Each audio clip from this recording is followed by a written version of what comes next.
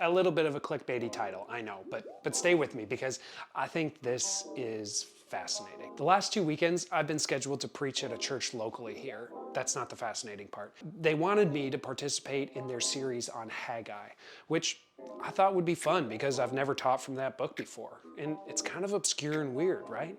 I mean, as far as biblical names go, Matthew, Joanna, Luke, John, Mary, those are names that keep popping up generation after generation, but I don't remember the last time I bumped into a Haggai. The book is found in a part of the Old Testament that nobody really reads or talks about that often too. We prefer to spend our time in the first 5 to 10 books, the ones that have more narrative about the formation of the world, the people of Israel, the slavery in Egypt, the wandering in the wilderness, life in the promised land. But then, at least in my experience, no one really talks about the rest. The Israelites end up getting conquered by the Assyrians and the Babylonians. Their whole way of life, the city, the temple, everything gets destroyed. The people get carried off as prisoners. But after 70 years of exile, they get to go back. They get to go rebuild. And the book of Haggai is about how they kind of give up on that rebuilding project, especially the temple. And instead, they just work on their own projects, which at the time happened to be their own houses. And so then this guy Haggai shows up on behalf of God and he calls the people back to the temple rebuilding project. He says, how could you prioritize building your own houses while the Lord's house sits unfinished? And the question that sparked in me was, why? Why is it so important that God gets his temple rebuilt? Well, according to Haggai, God's desperate to restore his glory to that place. But one of the big reasons I think all this is fascinating is that God never wanted a temple in the first place. A bit of a history lesson here. King David of David and Goliath fame, or David and Bathsheba infamy, that King David wanted to build God an opulent temple when the Israelites first settled in the Promised Land. And he wanted to do it because that's what all the other nations did for their gods. But God said no.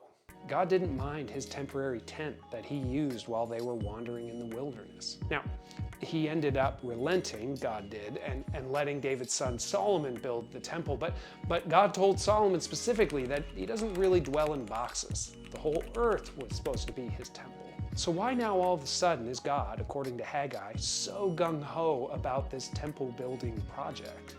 I mean, if it wasn't going to be for God's benefit, it must have been for the people. See, here's what the temple did originally for those people. The temple served as a symbol of God's presence on earth. It was built with the best materials found on the planet, a reminder that all of creation belongs to God.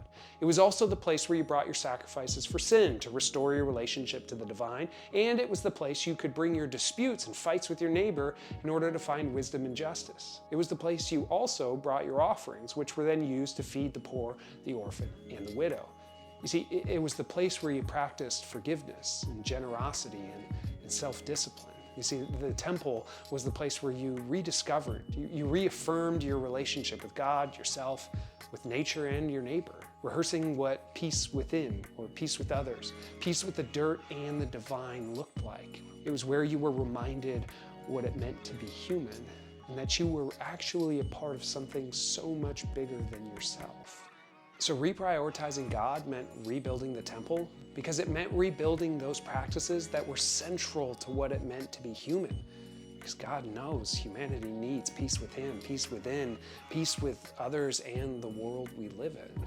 And for Haggai and those people, abandoning the temple meant abandoning those practices in favor of focusing on their own lives. And that just wasn't abandoning God, it was abandoning your humanity. That's why rebuilding the temple became so central. That's why it mattered so much to God, according to Haggai. Really, God was inviting those people back to a holistic, all-encompassing, full-dimensional peace. Oh, wait. But didn't Haggai say it was about restoring God's glory to that place?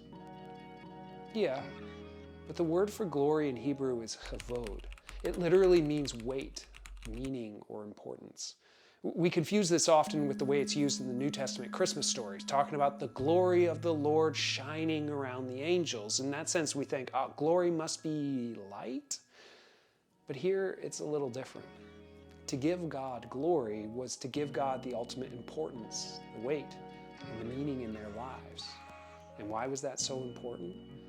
Well, because when they opted to give all the importance and weight and meaning to their own lives rather than to God and the temple, they were missing out on the peace that came as a result of the practices that you would normally do when you prioritize the temple. So the entire book is really about coming to terms with the desire for peace in your life and how that exists as a result of ultimately what you give glory to. In other words, to put it in a question, what do you give meaning, weight, and importance to in your life? What do you chavod? What do you glorify? And from that, what are the practices that are born as a direct result of what you glorify? I do these things because ultimately I give this or that ultimate value in my life. And I guess the big question, do those practices bring you peace? The obscure book of Haggai stands as a testament that God is constantly inviting people to a holistic, all-encompassing peace. As a Christian, when I read that, I can't help but think that this is the whole thing Jesus was inviting people to as well. He said, "I've come that you might have life and life to the full." In one of his final conversations with his disciples, his parting words were, "Peace I leave you, my peace I give to you." I think that's still available now. Now, do with them what you will, but these are the questions that I'm kind of asking myself these days. Am I at peace? And if not, what do my practices suggest about what I'm glorifying, what I'm giving weight to these days? And regardless of what the answer is, I'm taking comfort knowing that God's still offering me peace. And He's offering it to you too. Thanks for watching. We'll see you next time.